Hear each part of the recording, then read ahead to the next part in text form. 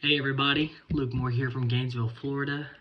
Super excited to be sharing on the social media page this week for The Exchange.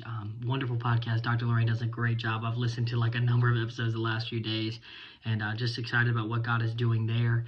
Thank you, Dr. Lorraine, for the opportunity to share my heart. As you guys know, this month's theme is the faithfulness of God. And so I did just want to share a quick thought that I use as a lens to perceive the faithfulness of God. And of course, we start with understanding the faithfulness of God with our own faith. And Hebrews 11 verse 1 says that faith, it's the substance of things hoped for, the evidence of things not seen. And evidence in this portion of Scripture, pardon my Greek for not understanding everything that I should about Greek, but evidence is masculine here. And it's more of a larger, more obvious sign of what took place. We would use it just like we would use this in English. It's a stack of facts that can help us bring conviction to what actually took place. But substance in Hebrews 11:1 is actually a feminine term.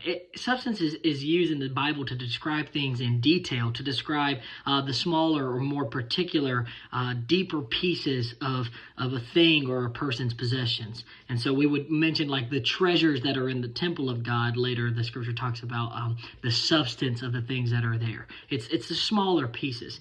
And I think that we can typically, when we're trying to perceive the faithfulness of God through the lens of faith, we can get excited about God's faithfulness in the evidence, right? The awesome, powerful things that God has done in your life, whether He's healed your body from cancer, or He took care of your financial situation, or like He did for me. I mean, I'm married now, and that's a miracle all in its own. Shout out to my wife, but.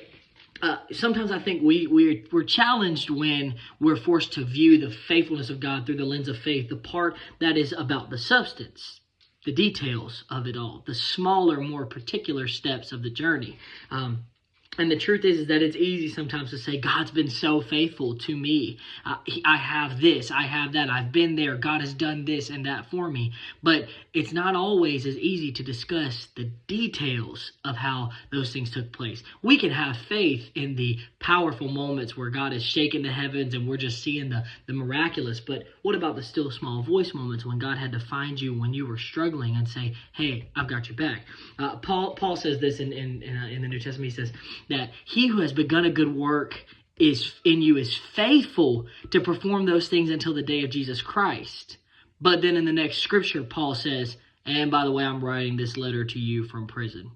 So we see that Paul rather, he believes that God is faithful, that God can perform anything. He writes in that same book, actually, I can do all things through Christ which strengthens me. But he's also writing that letter from prison.